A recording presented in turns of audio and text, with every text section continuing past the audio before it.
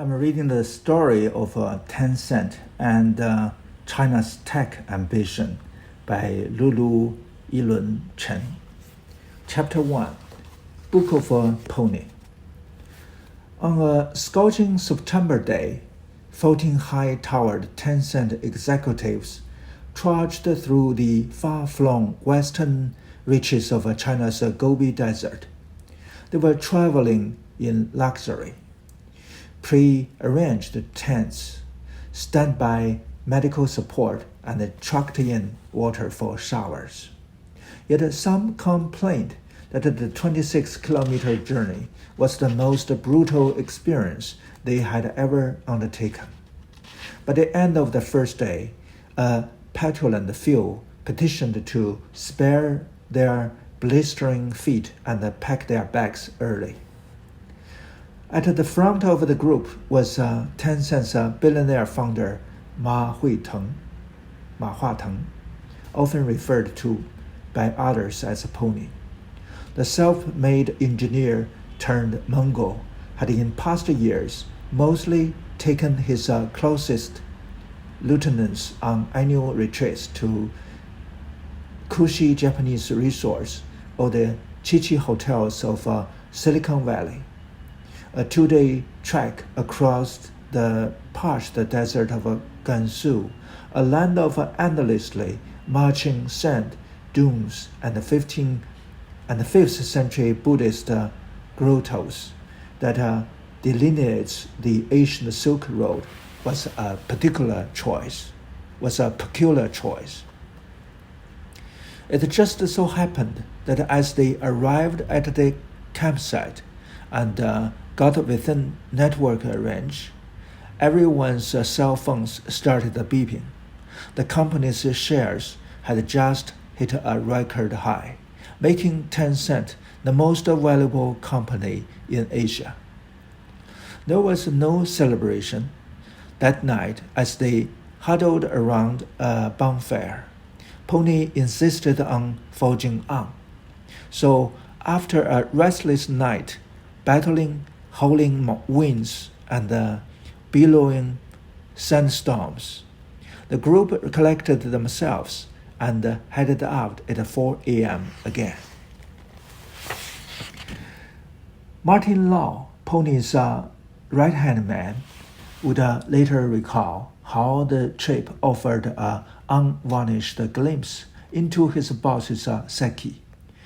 Temperate, stoic, and almost irritatingly self-aware, Pony is a quiet but doggedly persistent force who rallies people, many of whom he considers smarter by his own account, to undertake his vision.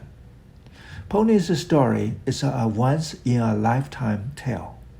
The reticent programmer's worth at his peak was $34 billion, 6 times the lump sum of the compensation for the 200 most highly paid U.S. executives.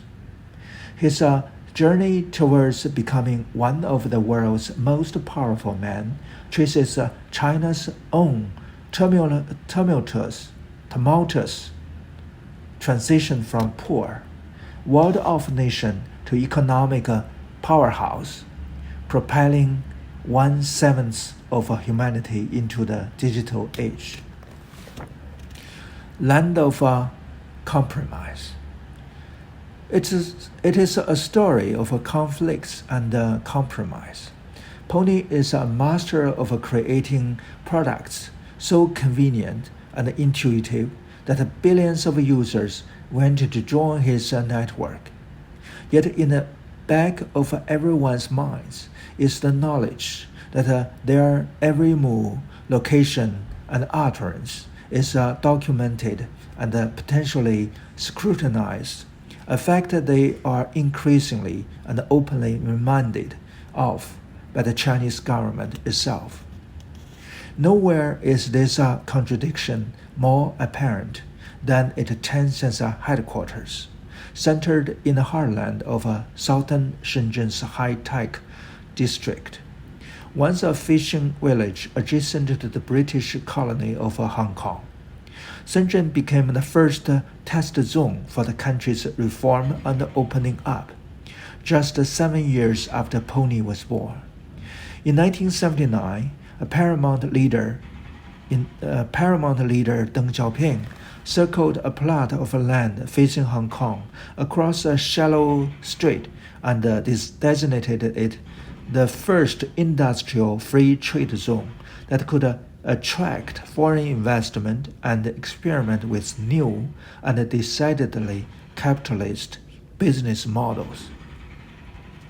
The district, once an eighth the size of Central Park, has since expanded into the now famous Giant Circle District, inspiring state-endorsed ballads such as The Story of Spring.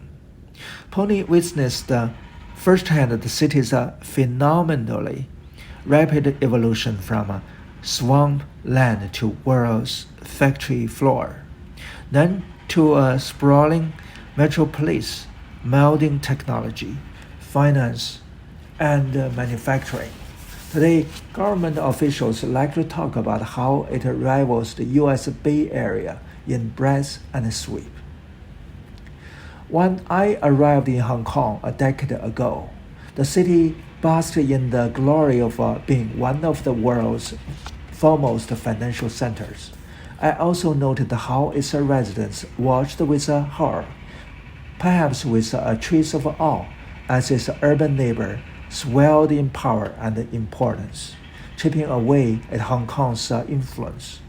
Ironically, Shenzhen was once roundly praised by Hong Kongers as a cheap weekend getaway for saunas, foot massages, manicures, and karaoke, complete with a thriving sex industry. In 2018, it surpassed Hong Kong in gross domestic production for the first time. Now one of the richest cities in China, it doesn't want for any of the modern accoutrements of a global city. Shiny skyscrapers, soaring highways, even robot fights. Its most famous corporate citizens include the controversial telecom giant Huawei, the world's premier drone producer DJI, and of course Tencent. Let me stop here as it's kind of a noisy outside.